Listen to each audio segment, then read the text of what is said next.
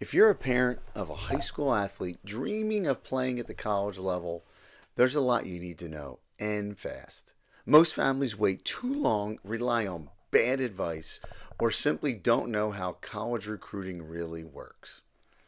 I'm Keith Mondillo, and after 30 years in college athletics as a head basketball coach and director of athletics, I've seen every kind of recruiting mistakes parents make. Today, I'm giving you the most important you can do right now to help your son or daughter get recruited the right way. And stick around to the end. I'll tell you how you can download my free guide, The Athletic Recruiting Roadmap 10 Step Jumpstart, so you leave this video with a plan. Let's get started. Number one, recruiting doesn't just happen. You have to be proactive. Talent alone doesn't guarantee you exposure. I use this analogy all the time. High school, AAU, club volleyball, U basketball, there's 30, 40, 50 indoor courts. And there are hundreds of athletes playing at that time of day. And coaches are just not there going to a particular court and just trying to find some hidden gem.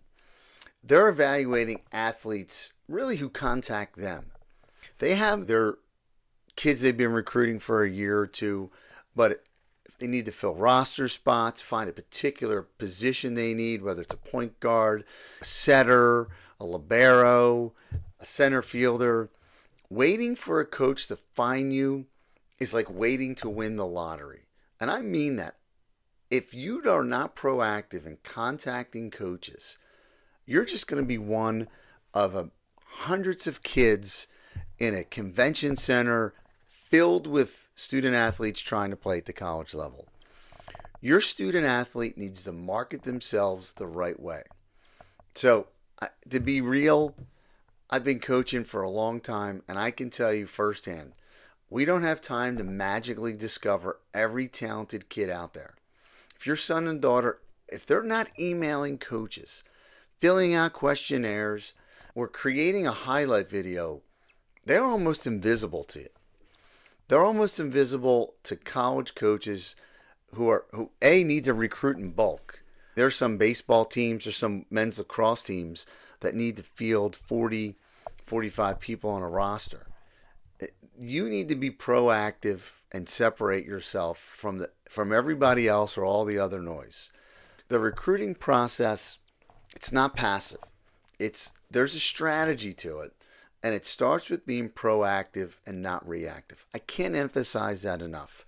My peers, we always talk about how many students have emailed us, and some years there's a ton and some years there's not. But the ones that do email and consistently follow up, they're the ones that end up on college rosters. And they're the ones having good careers at the college level. So I always say, be proactive. Don't wait for stuff to happen. Make stuff happen. Number two, academics matter more than you think. Grades and test scores are a filter, not a bonus. There are some high-end academic schools that eliminate students immediately if they're not a certain type of academic student. And it limits you to the amount of schools in which you can apply to. If your science and math grades aren't very good, you're not probably going to get into some very competitive nursing programs or pre-med programs or bio programs. And academics, that money can be stacked on top of athletic aid if you're a scholarship level student. If you're at the Division II level and your grades are really good and your merit, you might receive $25,000 in merit, and then a school stacks on top of that 15 or 20,000. Now you're sitting at somewhere in around of 45,000 in scholarship money. That to me is just another avenue, another door that you can open up if your grades are good. And NCAA eligibility starts your freshman year of high school. You cannot wait till your junior year to try and kick it into high gear. You just can't do it. Student athletes who procrastinate academically, don't study, don't follow up, they're the ones who are limited to what schools they can apply to. And then ultimately, coaches look for dependable, high character student athletes. They see how you interact with your teachers, they see how you interact with your coaches, they see how you interact with your parents, your peers. It's the whole package. Like I said before, athletic ability might get your kid on the radar of some schools, but grades keep them on the list. There's not a coach out there who doesn't want a high academic kid that they don't have to worry about financial aid. I've walked away from recruiting some really good student athletes because they wouldn't be eligible, their grades were questionable, and quite frankly, they probably wouldn't survive academically in some of the programs at the university that I work at. So help your athlete stay organized. Take the core classes seriously and be someone a coach can trust, representing their program both on the court and in the classroom. The worst thing you can get as a coach is from your academic advisor, from your athletic department, or just someone in a particular major calling you and telling you that your student athletes aren't attending class. That's the worst. So focus on your academics. Number 3, your role is to support and not manage. Athletes should lead the communication with coaches. Parents should be involved behind the scenes and not speaking for the athlete. I can't tell you how many times on a recruiting visit I ask the athlete a question and the parents answer. That's happened numerous times. Over involvement can be a red flag to coaches. You always hear about the helicopter parents. I have a son and daughter who are just completing high school and were recruited. It's imperative that you allow your student athlete to grow, make mistakes, be prepared for different conversations and interactions with college coaches. And just help with the organization, the travel, the decision making. That's the important part of the parent. Not to call the coaches and act as the voice for the recruiting process for your family. And again, one of the biggest turnoffs for a coach, that's a parent doing all the talking. Let your athlete lead. Let them write the emails. You can help them. You can help them craft an email. You can help them talk about particular points that you want to emphasize or you need answers to. Let them make the calls and let them ask the questions. They'll make the mistakes, but they'll definitely learn from the process. Coaches want to see maturity and ownership, and unfortunately, sometimes I was one of them, a helicopter parent. Number 4, understand the recruiting timeline and where your child fits. Each sport and level has different timelines, from Division 1 to 2 to 3. NAIA and junior college also have different timelines. The NCAA timelines for recruiting, open period, evaluation periods, dead periods, they change every year. They're in and around the same time, but know what your sport is and know what your time frame is. So when it's that morning that coaches are allowed to call you and contact you, make sure your student athlete is ready. Early contact sometimes, though, it doesn't mean a scholarship is coming. Coaches, just like student athletes and families, are feeling people out. There are coaches that stick their fishing line in the water and they're trying to attract the best students that they can possibly find, academically and athletically and socially. So be aware of early contact and thinking that you're going to get a scholarship when ultimately that coach is trying to figure out who you are and if you fit. Division III and NAIA schools often recruit later. Some sports are totally different. Men's lacrosse or boys lacrosse coming out of high school, they make their decisions early in the summer before their senior year. It seems like it's backing up earlier and earlier as we go. There are some sports where the transfer portal is pretty prevalent. That's football, it's men's basketball, and a lot of those students are making decisions later in the year. JUCOs, And transfer portal has definitely changed the order in which coaches recruit. Like we talked about before, number one, every March, coaches recruit their own team back all the time.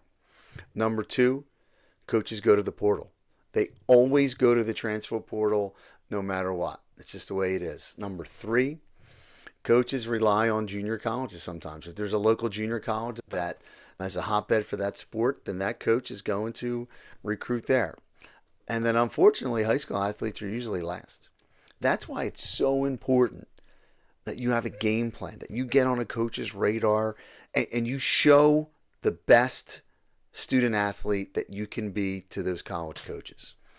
Recruiting starts, like I said, it starts earlier than ever. But that doesn't mean that you need to panic. That doesn't mean that you're behind the eight ball. Division One schools will make offers sophomore year. Division threes might not decide until spring of senior year if they want a particular student. I'm in a situation where I'm saying, even at a Division three school, we had a very unsuccessful year last year when it came to wins and losses. But you can only keep so many people on your roster. We make decisions based upon our needs: point guard, shooting guard, power forward. And unfortunately, we have to tell some student athletes that recruits no, that we don't have room on our roster for you. So just be aware that a lot of Division threes are making decisions later. On top of that, like I mentioned earlier, coaches go right to the portal.